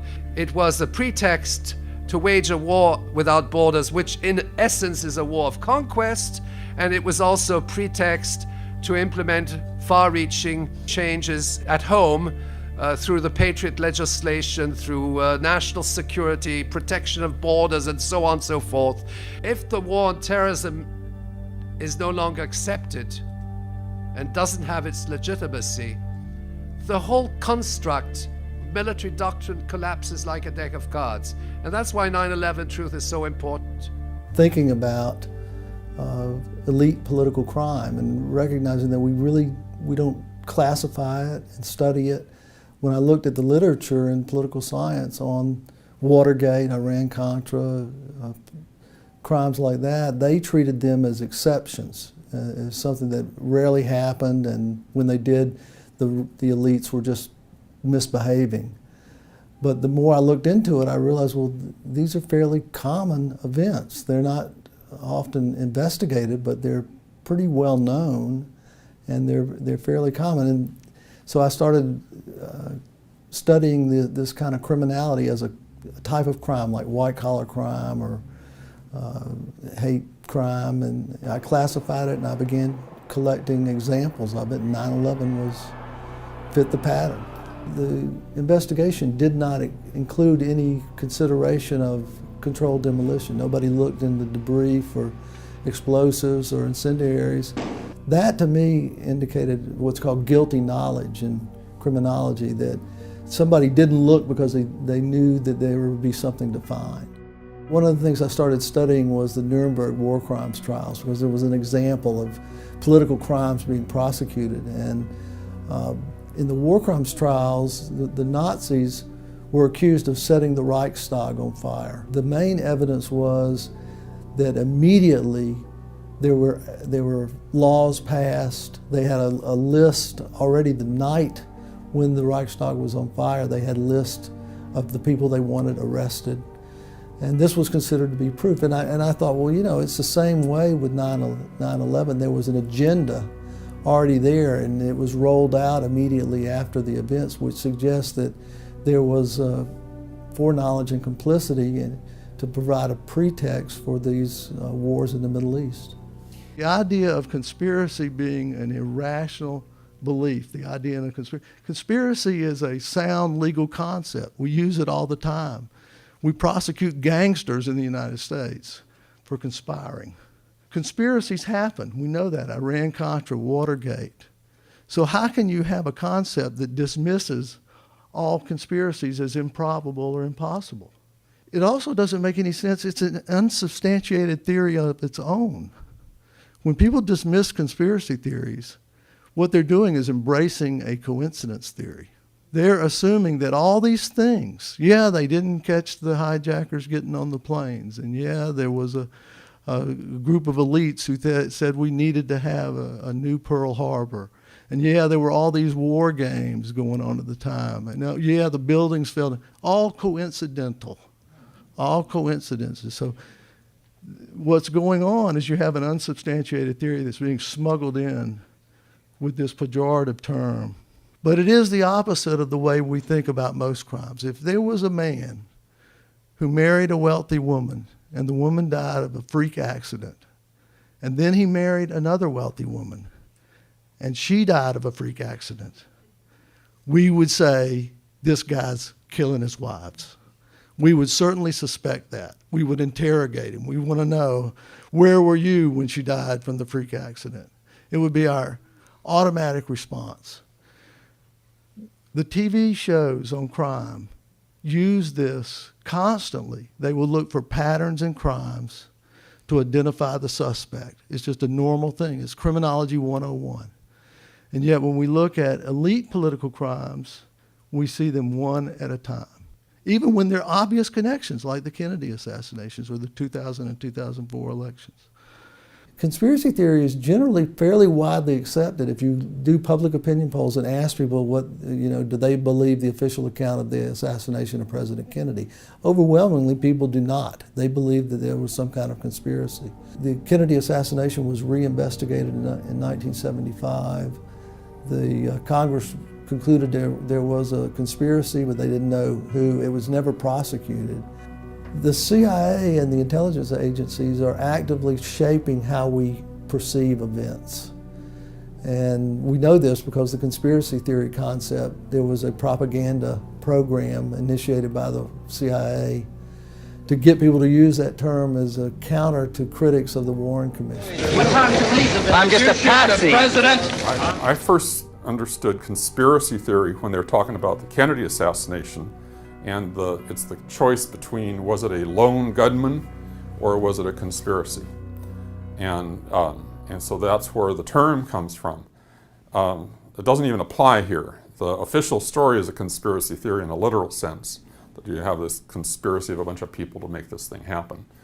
What I'm basically saying, and what most of the people in the truth movement are saying, is yes, there was a conspiracy, but it wasn't a bunch of Arabs that got together and did this. It's basically a bunch of rich, powerful guys in white suits, white shirts and ties and suits and so forth, that are the ones that we should be looking at. There's all the signs that the people who were behind this had to have had connections with military to have access even to the kinds of materials used to bring the buildings down. They had to have access to the buildings to be able to plan it. They had to have access to all the means they have to cover this up.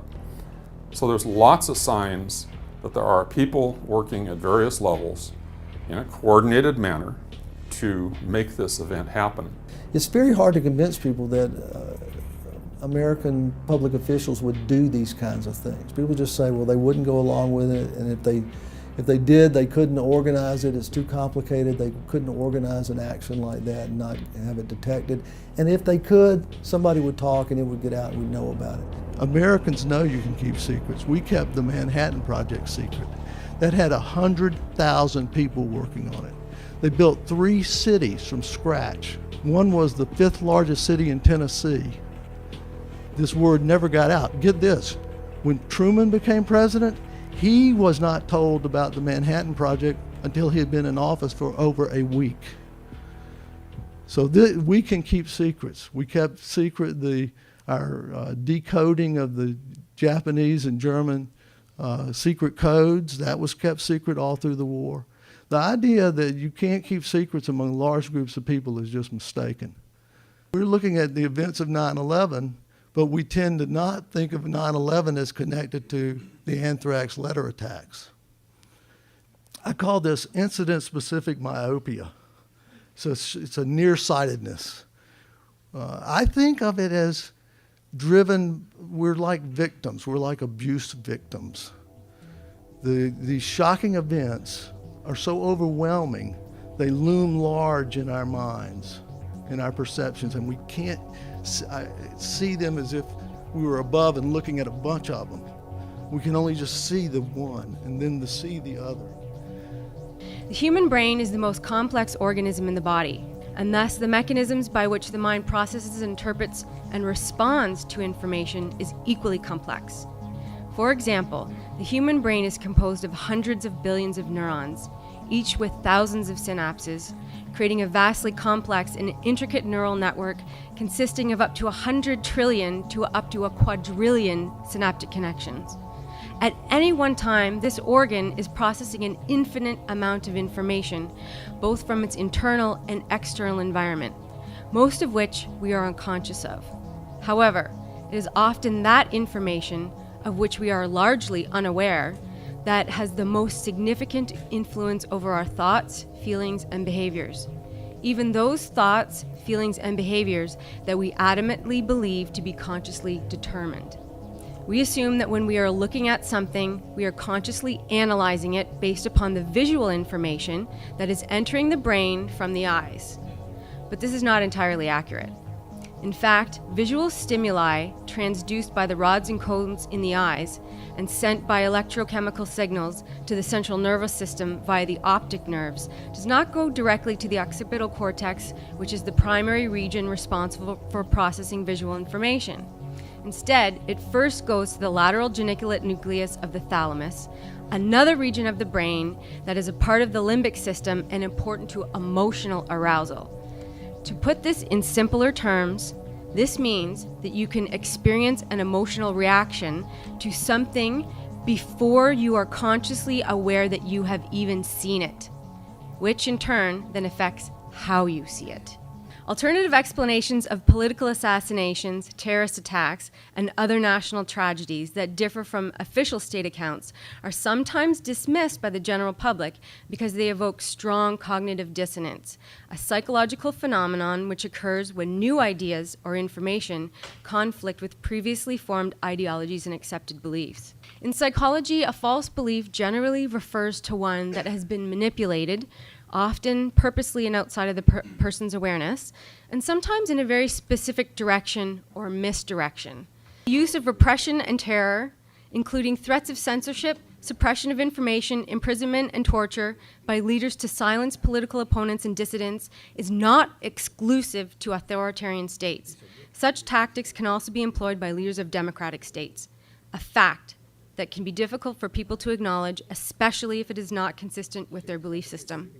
Although some people may harbor cynicism about bureaucrats and politicians, most do not want to believe that public officials in general, and especially those at the highest office, would participate in election tampering, assassinations, mass murder, or other high crimes, especially in democratic societies. Protecting democracy demands that citizens must be made aware of how they can be manipulated by government and media into forfeiting their civil liberties and duties. Information vital to protecting citizens from crimes against democracy orchestrated by the state, as history has repeatedly demonstrated, can happen particularly in times of disaster, collective shock, and national threat.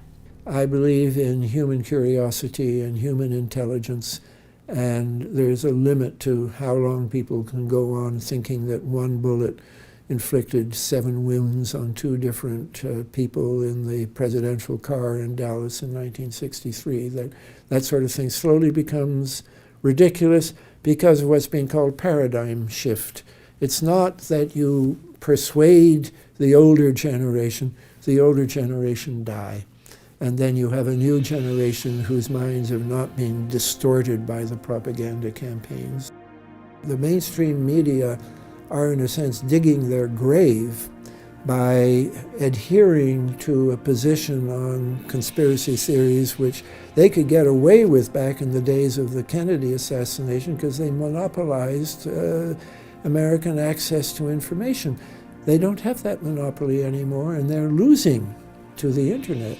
And one of the reasons that people are going to the internet and not to the mainstream media, if anyone is curious about 9/11, they know they have to go to the internet. So in a sense, I think that technology has become a great ally for those of us who want the truth. This is a big issue. I mean, it's not just the 9/11, it's not just the buildings or the science or the physics, but it opens up into a very, very huge issue out there. And no one person can tackle this issue. But it's my opinion that if you know about it, do something. Whether you're an artist, whether you're a poet, whether you're a singer, you don't have to be an engineer for sure about this. Matter of fact, most of the more brilliant people out there are not engineers. They're very, very intelligent people that know what's going on. So I like to say, not everybody can do everything, but everyone can do something. You can do your little part to help share what's really going on out there. You need to wake up. You need to look at what's really going on, not just the myth, the propaganda. There are ways to bring about fundamental change in the way people think, in the way people coordinate together with government and so forth. And something of that sort is needed in the United States as much as any other country in the world. What does it take to actually trigger something akin to a revolution in a sense? We have a power structure that's controlling what happens in the US government, that's not operating in the best interests of the people of the United States. It's operating in the interests of corporations and a wealthy elite class and so forth. Peaceful revolutions have occurred. Gandhi in India is, of course, probably the first one that comes to mind. There's a book out there called A Force More Powerful. It's a book and a video done at the same time. I highly recommend it. The video focuses on 6 nonviolent revolutions in the 20th century that were successful. I'm the sole U.S. citizen on this panel, I happen to notice, so I have perhaps a special responsibility here and an obligation. I want to say that I am a proud and patriotic American U.S. citizen. I served in the military. I've been a federal employee. I've represented the United States as a Fulbright scholar in 4 countries. And I think my country has a proud history. Not all of it, but much of it. And we've done some wonderful things. And I have not given up on my country. I was at the original hearings when the Twin Towers were proposed in New York as a city planner, and I supported the building of the Twin Towers proposed by David Rockefeller to keep the financial district in the downtown. It was migrating north, and that's why it was built. I supported it because I felt it made good planning sense, and there was I was well aware of the internal structure of this building. Very interesting structure, unique actually. I had done work in structural engineering. My first degree was in architecture. And so when I saw the videos of the collapse of the building, I said, something's fishy here. And it seems to me that my doubts have been confirmed here. I have found nothing in the evidence that's been presented here to change my mind. I've tried to be a fair panelist, and I went back and reread the 9/11 Commission report. I can tell you it doesn't improve with age. I did my first Fulbright in the Soviet Union in 1978. I'm well aware of what an authoritarian state is like to live in, and I don't want that for my grandchildren. I want my open, free, democratic society back. And so I think we have done a marvelous thing here. We have laid out, with the help of the experts, this evidence, and I think it's a great beginning. The price of empire is America's soul, and that is too high a price. We need to know the past, to understand the present and foresee the future. Historical truth is very different from official truth. Official reconstruction coming from United States administration has been manipulated. The public opinion cannot accept the inert and careless behavior of the United States authorities. This panel trusts the United States justice and in United States willingness to accept the truth. Nevertheless, if the inert and careless behavior should continue, we would be obliged to start legal proceedings before the International Criminal Court of Hague, according to Article 7. This article establishes the jurisdiction of the International Criminal Court for the crimes against humanity. The International Criminal Court has been established in order to watch over the world of people against the crimes committed out of the declared wars. It is not a question of interference, but of justice and solidarity. The task before the Toronto hearings and the 9/11 Truth Movement going forward is to begin to tackle and overcome the heavy inertia of the mass media as its grip on the public, the wider public, the public face of the 9/11 story, which is a mass of mythology hardening into theology and hardening into dogma. There's a massive psychological investment in these myths by the public, even by the public who otherwise may be highly critical of the government of the U.S. and have no illusions about its flaws, but nevertheless are not able to embrace the evidence that we've been dealing with here. One of the rhetorical devices used by the official story is to say that we critics are showing disrespect for the dead. And on the contrary, it seems really important to say that by really seeking the true sources of their tragedy, of their deaths, we are showing real respect for them. Some of the areas that we've thoroughly explored here, and I believe we've we've drilled down to bedrock on such topics as the physics and kinetics of the collapse of the Twin Towers, which absolutely cannot be explained by the quote-unquote official story. And we're getting really exciting insights on the chemistry of the dust and what it reveals. We have focused on the strongest evidence and reasoned arguments that the official account of 9/11 is not true.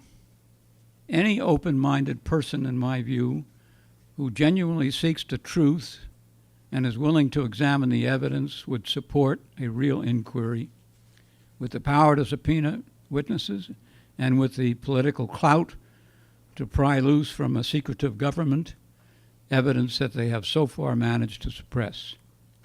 Our success may depend on more progress in changing public perceptions, and that depends on our ability to open minds to the disturbing evidence that some part of our democratic state is guilty of mass murder of its citizens. And on this point, there are serious obstacles to overcome. We really want to begin a long process of rebuilding trust in the democratic state in the only way it can be done within the law, by opening the government to the legitimate needs of its citizens to know and to see and to be heard.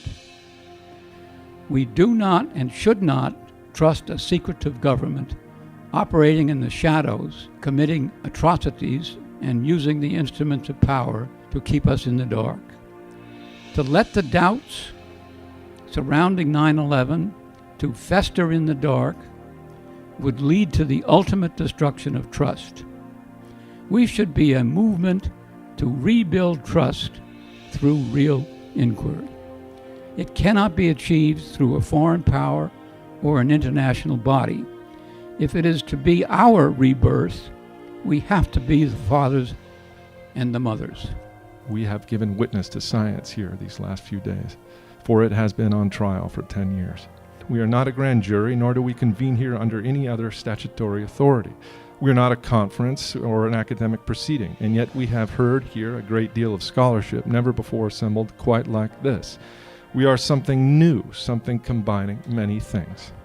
Each of these witnesses, with a score of others doing likewise here, stepped from privileged place into the auger of history. Like Galileo, they glimpsed the redemption that God, him, her, itself, willing, others might someday do likewise, made the mysteries explicable to us all. No one faithfully viewing these hearings can be unchanged by them, as the panelists gave testament just now. This alone makes this event an unconditional success. But although we know the institution exists nominally to indict the crimes proved here, those institutions have turned against us. Where science is converted into fiction, what can we expect for civil liberties? Where bodies in motion, otherwise governed by universal laws, can be held in contempt, as with physical mass made unencumbered by those pesky laws of thermodynamics. But when the mass media and every other institution of the land are willing to play along with contempt for laws of the universe, we've got more fundamental problems. I know that headlines will never be enough. I think all of us know that. But one thing I know for certain, although so many of them want free people thinking otherwise, we who are free are not lone wolves, not now and not ever. Something other than physical laws binds us together now, us who gave witness to these testaments here, so wonderfully done. We might be exiles from the matrix of received wisdom from a pliant media. Here's to hoping soon for a world full of exiles.